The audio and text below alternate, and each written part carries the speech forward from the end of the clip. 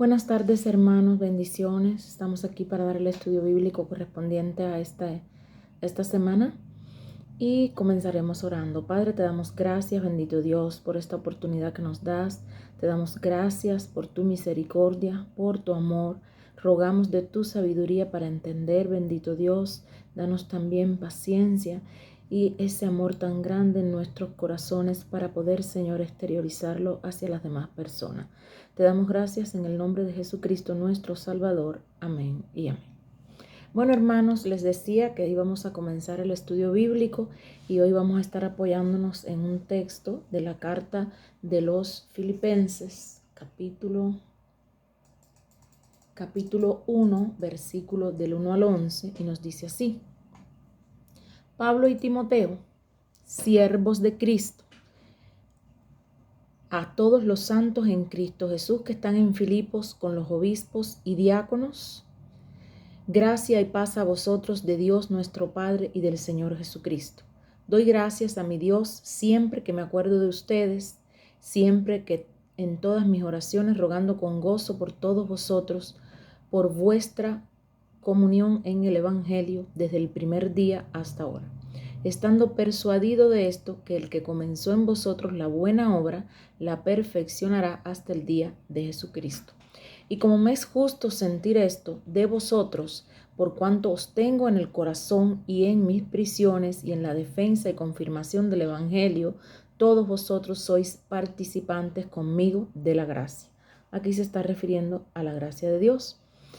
Porque Dios me es testigo de cómo os amo a todos vosotros con el entrañable amor de Jesucristo. Y esto pido en oración, que vuestro amor abunde aún más y más en ciencia y en todo conocimiento, para que aprobéis lo mejor, a fin de que seáis sinceros e irreprensibles para el día de Cristo, llenos de frutos de justicia que son por medio de Jesucristo, para la gloria y la alabanza de Dios.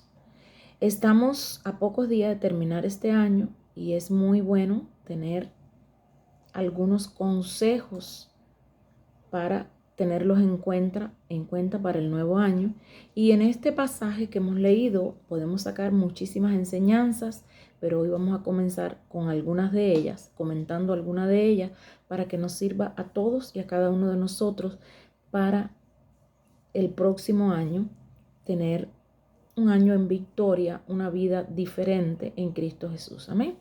Ahora, para poder hablar acerca de esto, les voy a hablar acerca del contexto, es decir, cuándo es que Pablo escribe esta carta, dónde es que Pablo escribe esta carta y cuáles eran las circunstancias que rodeaban a Pablo cuando estaba escribiendo esa carta. Esta carta de Filipenses fue escrita como forma parte Filipenses junto a Efesios, Colosenses y Filemón de las epístolas carcelarias. Es decir, estas cartas fueron escritas estando Pablo en la cárcel. Amén. Y entonces, ¿por qué sabemos que fueron escritas cuando estaba Pablo en la cárcel?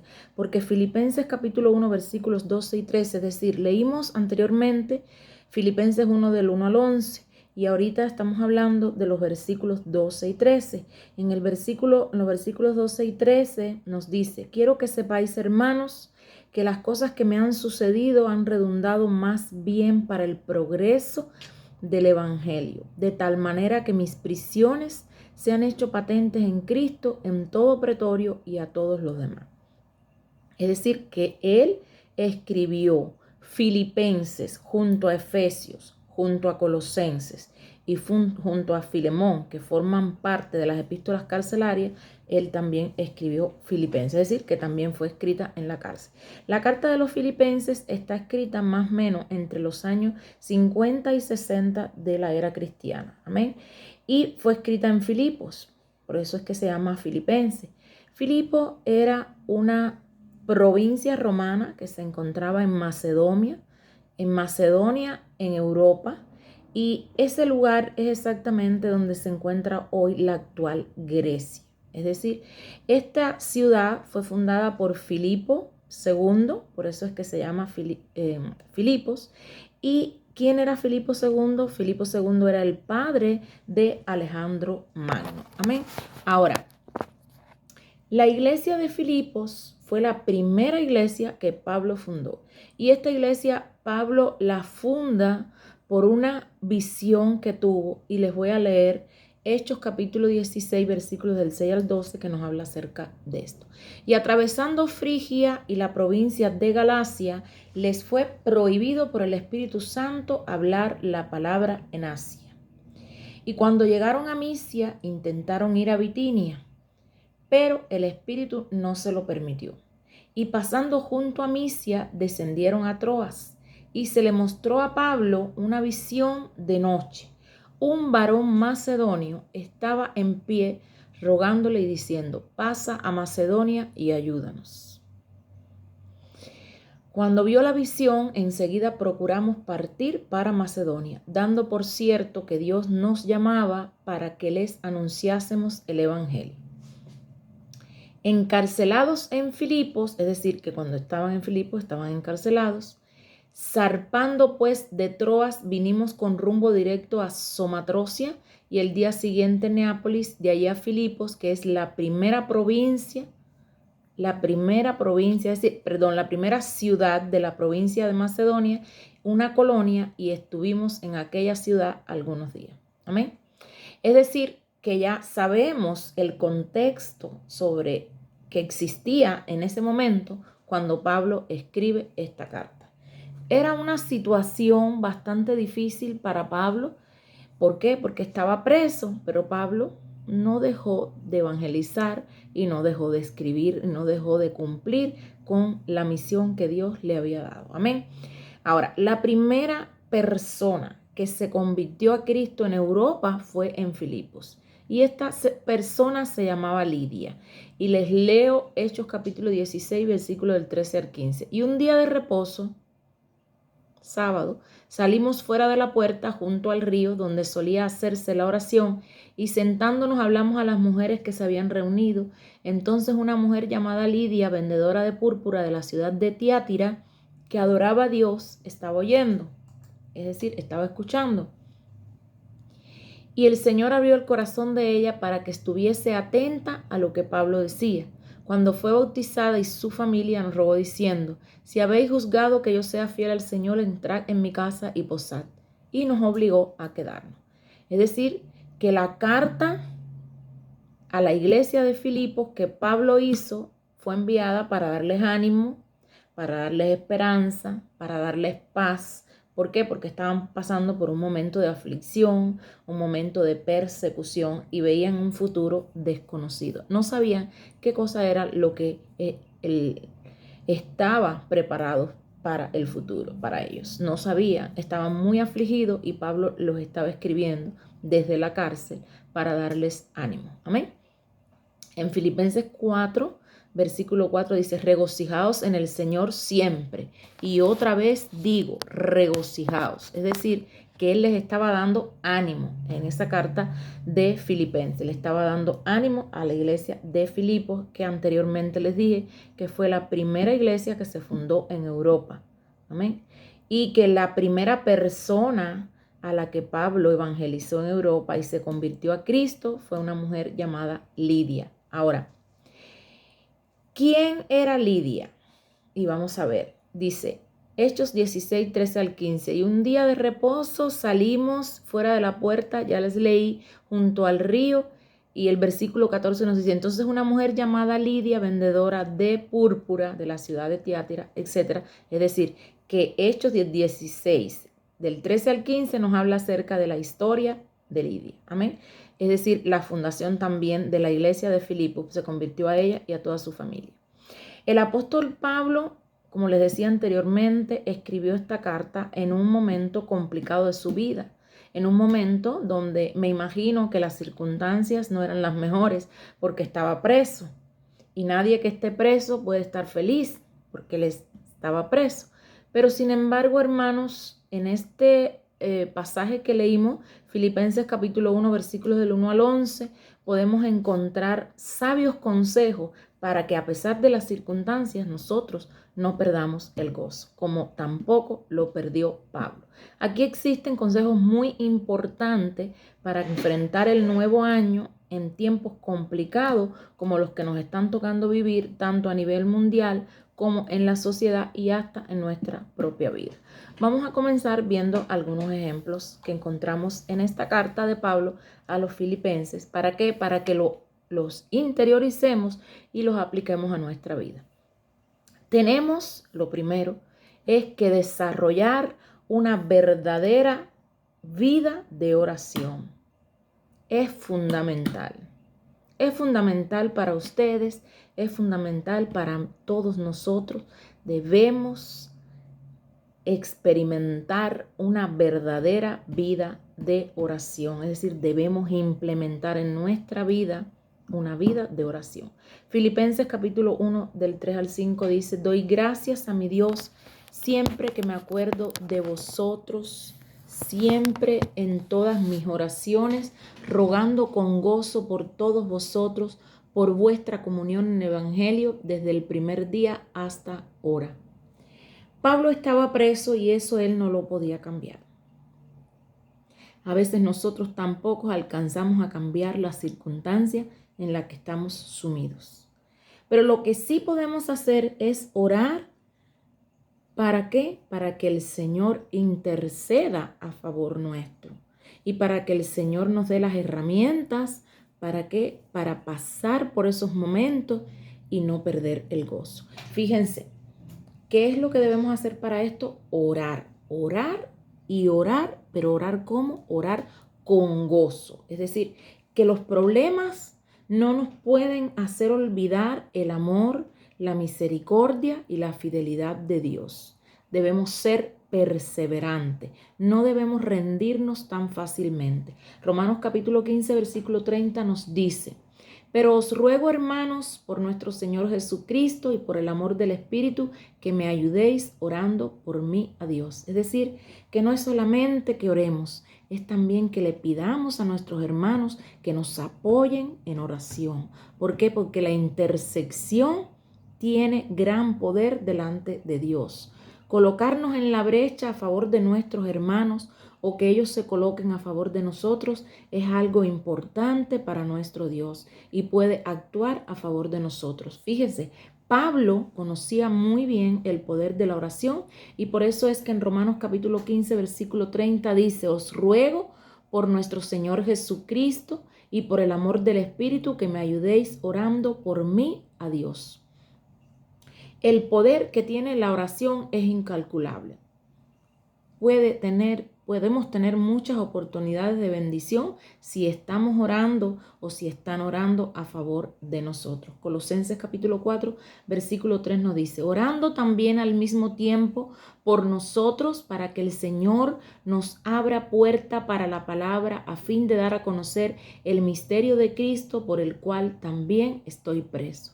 Es decir, que debemos en todo momento orar y interceder por nuestros hermanos y que ellos también intercedan por cada uno de nosotros. Amén. Ahora, el segundo consejo es que además de orar, debemos ser pacientes. Debemos ser pacientes porque Dios nunca deja nada a medias. Filipenses capítulo 1, versículo del 6 al 7 que les leí anteriormente dice: estando persuadido de esto, el que comenzó en nosotros la buena obra, la perfeccionará hasta el día de Cristo. Es decir, hasta el día de Jesucristo. Como me es justo sentir esto de todos vosotros, por cuanto os tengo en el corazón y en mis prisiones y en la defensa y confirmación del Evangelio, todos vosotros sois participantes conmigo de la gracia. Es decir, hermanos, que nosotros no podemos desesperarnos, no podemos dejar de orar, no podemos dejar de interceder. ¿Por qué? Porque el que comenzó la obra en nosotros la va a perfeccionar hasta el día de Jesucristo. Ahora, ¿cuál es el día de Jesucristo? El día de Jesucristo es la segunda venida de Cristo. Amén. Ahora, Primera de Tesalonicenses 4 del 15 al 17 nos dice, por lo cual os decimos esto en palabra del Señor, que nosotros que vivimos, que habremos quedado hasta la venida del Señor, no precederemos a los que durmieron, porque el Señor mismo, con voz de mando, con voz de arcángel y con trompeta de Dios, descenderá del cielo, y los muertos en Cristo resucitarán primero. Luego nosotros, los que vivimos, los que hayamos quedado, seremos arrebatados juntamente con ellos en las nubes para recibir al Señor en el aire. Y así estaremos siempre con el Señor. ¿Qué significa esto? Podemos ver algo muy grandioso y muy reconfortante. Amén. Es decir, que nosotros en el proceso de Dios, en nuestra vida, vamos a estar hasta que llegue Cristo o hasta que dejemos de existir. Es decir, que no es en un día. Por tanto y demás, no hay que desesperarse, solamente hay que perseverar. Hay que continuar orando, hay que tener paciencia, hay que perseverar, porque nuestra vida es hasta que Dios quiera o hasta que venga Jesucristo. Y entonces nosotros no tenemos nuestra vida en la tierra, porque nosotros tenemos una vida diferente, una eternidad que Dios nos ha prometido. Amén. Entonces, ese proceso para llegar al día de Jesucristo o a la venida del Señor, amén, es un proceso que es de perfeccionamiento, es decir, nosotros vamos caminando hacia la santificación y es un proceso largo, pero es un proceso que nos nutre, que nos hace crecer. Las situaciones difíciles, las circunstancias difíciles, las pruebas, etcétera, lejos de perjudicarnos, aunque a veces duelen, aunque a veces son difíciles, nos hacen crecer, nos hacen madurar como cristianos, como seres humanos y vamos a llegar a ese día en que el Señor nos va a estar esperando con mayor capacidad, con mayor perseverancia, con mayor fe. Es decir, es un proceso que no es de reparación, es un proceso de perfeccionamiento y es un proceso donde todo lo viejo se elimina y nace una nueva criatura. Es decir, todas las cosas viejas pasaron y nacemos nuevamente, siempre y cuando nosotros le demos paso a que se manifieste en nuestra vida la naturaleza de Cristo. Amén. Segunda de Corintios 5:17 dice, de modo que si alguno está en Cristo, nueva criatura es, las cosas viejas pasaron, he aquí que todas son hechas nuevas. Recuerden, esta obra de perfeccionamiento se llama proceso y aunque a veces es muy difícil, muy doloroso, vale la pena. ¿Por qué? Porque nos fortalece espiritualmente, nos hace crecer en la fe y nos purifica. Primera de Pedro capítulo 5 versículo 10 nos dice, mas el Dios de toda gracia, que nos llamó a su gloria eterna en Jesucristo, después que hayáis padecido un poco de tiempo, Él mismo os perfeccione, afirme, fortalezca y establezca. Hermanos, hasta aquí hemos visto algunos consejos para tener un año 2022 en victoria, es decir, un año totalmente diferente. El primer consejo que sacamos de este pasaje de Filipenses capítulo 1, versículos 11, del 1 al 11. Filipenses capítulo 1, versículos del 1 al 11 nos ha enseñado varias cosas y hoy estamos tratando alguna de ellas. Hablamos acerca de tener una vida consagrada en oración. ¿Por qué? Porque la oración abre puertas, la oración rompe cadenas, la oración puede cambiar las circunstancias que nosotros por nuestros propios medios no podemos cambiar. Además, la oración no debemos hacerla nosotros solos, también debemos interceder por los demás y los demás a favor de nosotros. Amén. La segunda cosa el segundo consejo que Pablo nos da en este pasaje es que debemos ser perseverantes. ¿Por qué? Porque lo que Dios empezó en nosotros, esa obra la va a concluir. Nuestro Dios no es un Dios de a medias, es un Dios completo y perfecto. Amén. Que en ese proceso vamos a tener pruebas, dificultades, pero que no por eso dejemos de orar ni dejemos de continuar adelante en Cristo Jesús. ¿Por qué? Porque ese proceso nos va a dar lugar en nuestra vida a fortalecernos, a madurar como cristianos, a crecer en la fe y a formar esa nueva criatura que debemos tener para el día de Cristo. Que el día de Cristo es la segunda venida del Señor, en la que los que no hayamos muerto estaremos esperando por Él. Que Dios me los bendiga a todos, hermanos, y que tengan una bonita tarde.